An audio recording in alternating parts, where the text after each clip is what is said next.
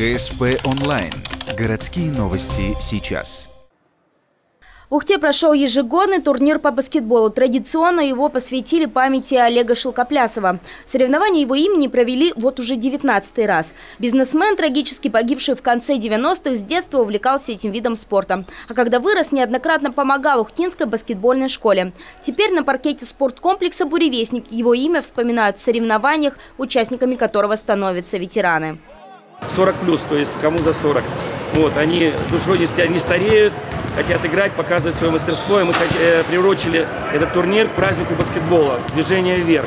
Кто смотрел этот фильм, вот, фильм очень популярный, да, и мы на базе этого фильма хотим сделать тоже ветеранское движение, чтобы показать молодому поколению, что можно играть в баскетбол и 40, и 50, и 60 лет.